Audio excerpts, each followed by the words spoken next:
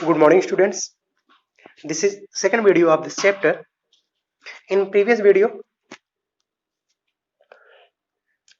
we have discussed about entry of companies in our country, and after entry, what was condition of companies and distributed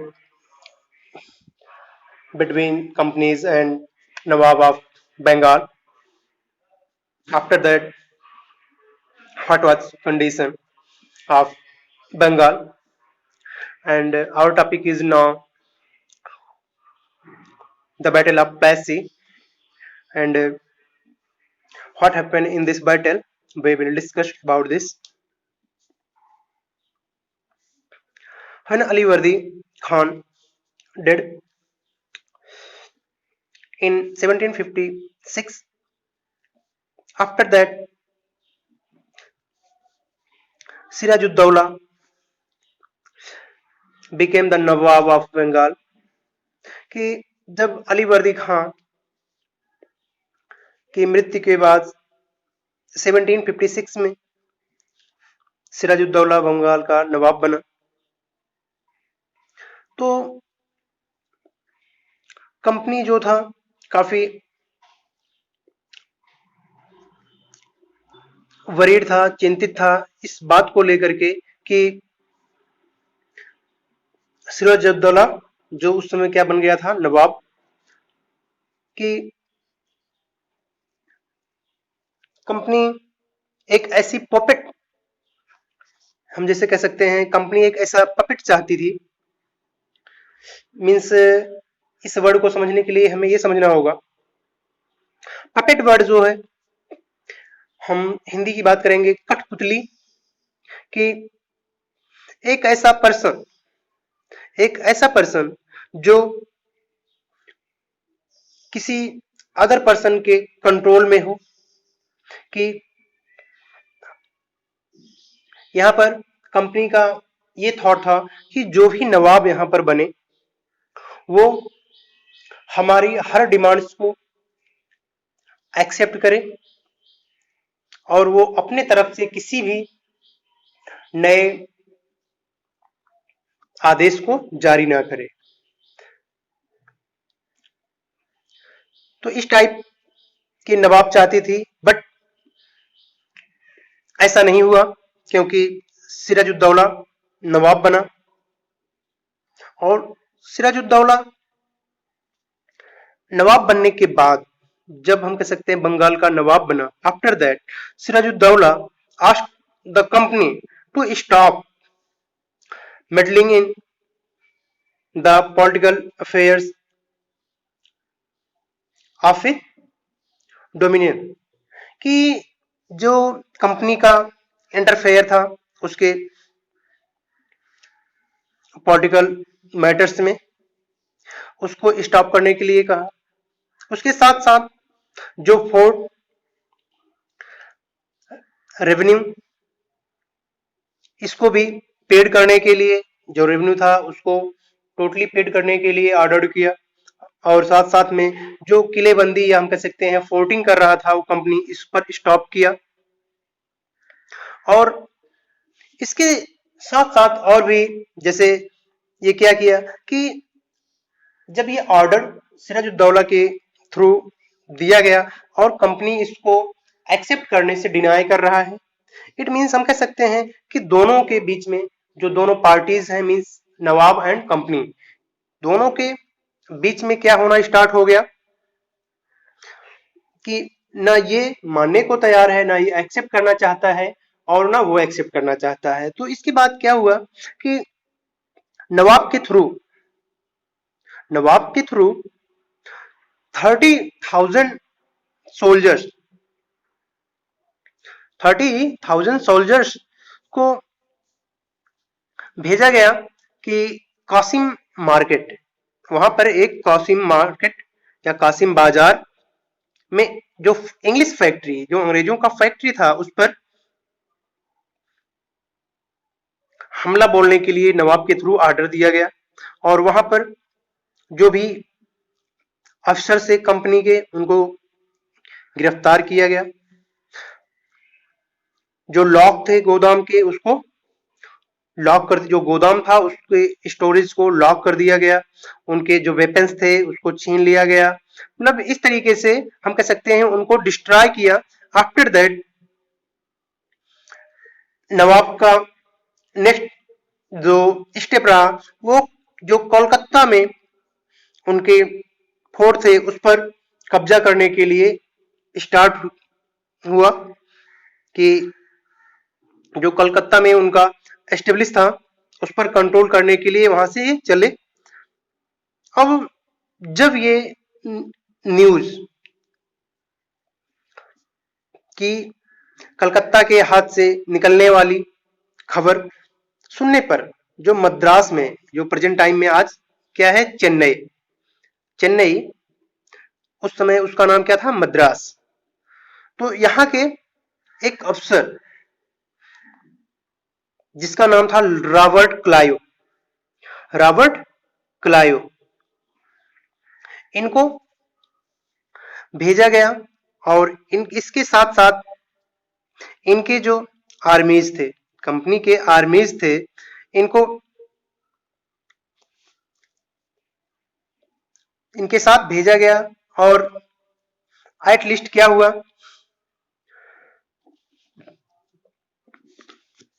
दोनों के बीच में को भी सौदेबाजी नहीं हो पाई। तो लास्ट में 1757 में कि प्लासी का जो मैदान है वहां पर सिराजुद्दौला के अगेंस्ट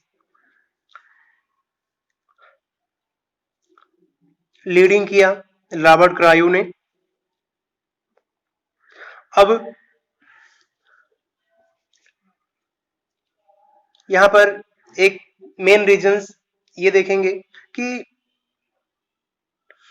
जो नवाब सिराजुद्दौला यहां पर ये क्या हुए, डिफीट हुए, इनकी हार हुई। It is a very important in this battle कि इसका जो मेन रीजन है इस बैटल में कि जो सिराजुद्दौला की हार हुई, कि इनके जो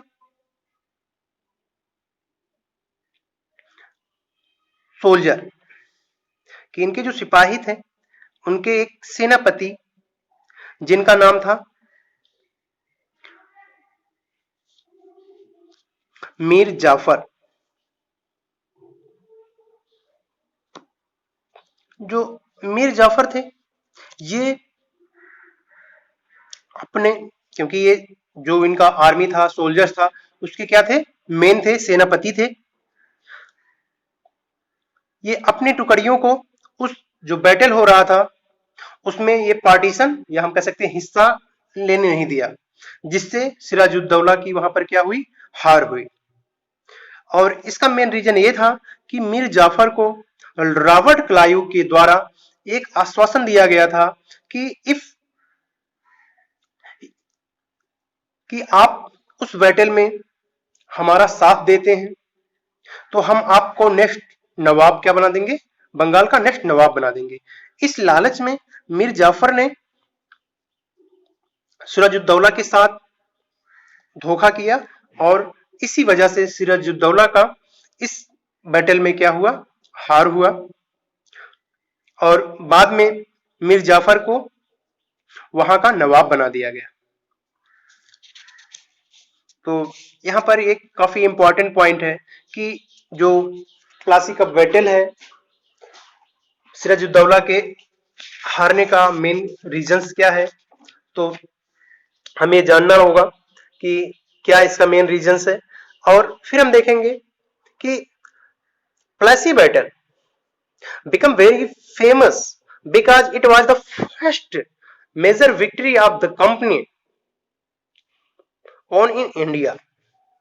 कि ये जो बैटल है कंपनी के थ्रू इंडिया में जीता गया पहला बैटल था। अब यहीं से स्टार्ट होता है कि हावी हो रहा है company. After defeat at Plassey कि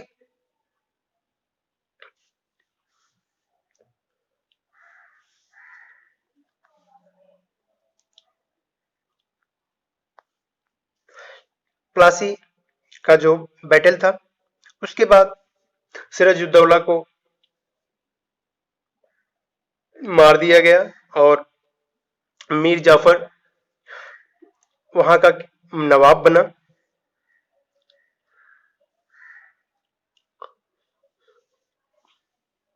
एंड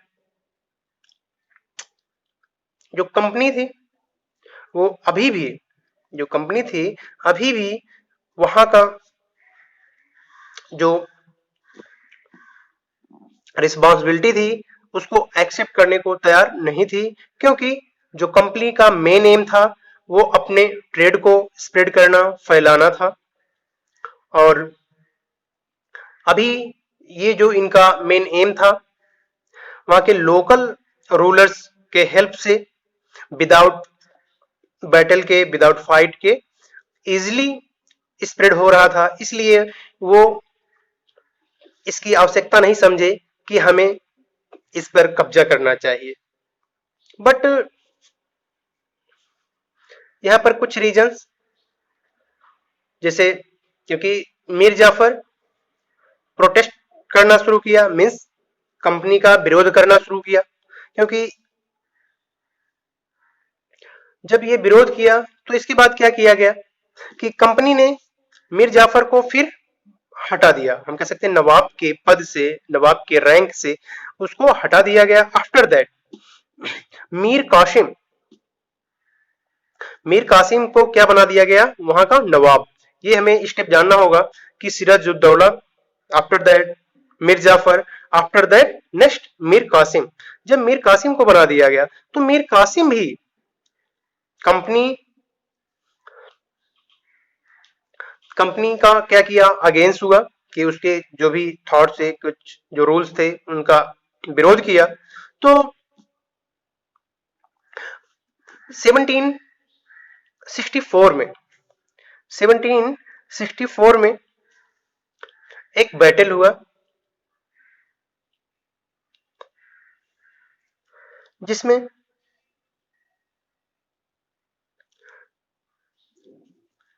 मीर कासिम को हराए। आफ्टर दैट फिर मीर जाफर को वहां का नवाब बनाया गया और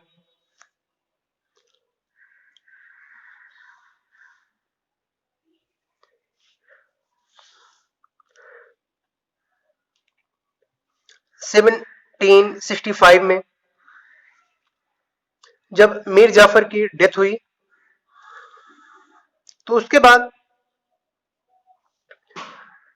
रॉबर्ट क्लाइव ने ये अनाउंस किया कि वो अब खुद ही नवाब बनेंगे।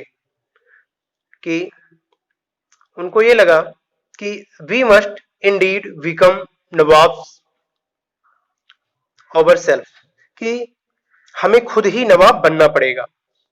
क्योंकि ये जो प्रीवियस नवाब्स थे उनके कंडीशंस को देखे कि वो टोटली इनके पपेट नहीं बन पाए। हम कह सकते हैं कि जो इनका एम था कंपनी का कि हमारे अकॉर्डिंग ही ये नवाब रूलिंग करें, बट ऐसा नहीं हो पाया। तो ये खुद ही अपने आप को नवाब बनने के लिए रेडी हुए। फाइनली 1765 में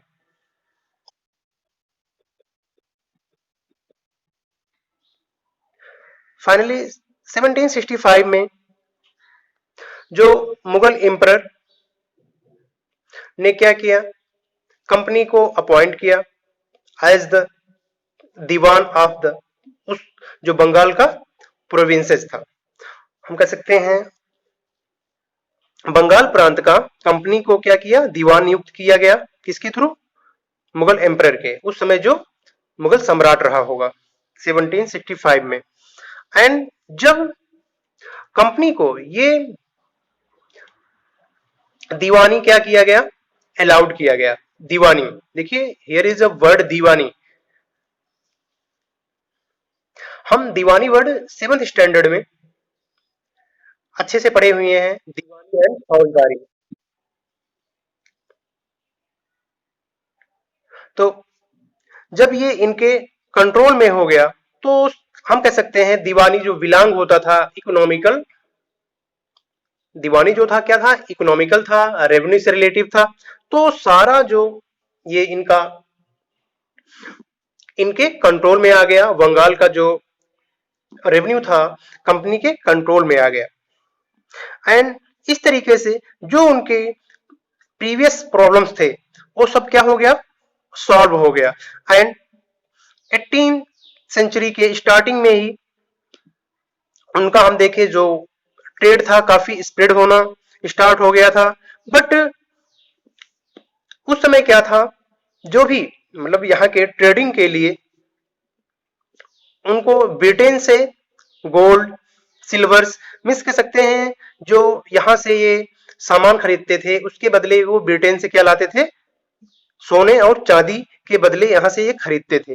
बट जब इनको यहाँ पर क्या मिल गया, दीवानी मिल गया, तो इसी के पैसे से ये उस चीज को खरीदना शुरू किए। और धीरे धीरे प्लासी के जंग के बाद, जो प्लासी बैटल था, इसके बाद ब्रिटेन से सोने और चांदी जो थे ये वहां से मंगाना बंद कर दिए, क्योंकि इनके पास यहाँ की दीवानी मिल गई। और इसी से ये यहाँ का जो बिजनेस था स्टार्ट कर दिए। और धीरे धीरे ये जो यहाँ का इंडिया का जो भी हम कह सकते हैं कॉटन और टेक्सटाइल, सिल्क टेक्सटाइल, ये सब जो था इंडिया से, ये यहीं के रेवेन्यू से खरीदना शुरू किए और अपने ट्रेड को बढ़ाते गए। और कलकत्ता में, जो कोलकाता में ये इनकी फोर्ट थे, ऑफिसेस थे, इनको धीरे धीरे क्या करना शुरू किए, बिल्ड करना शुरू किए।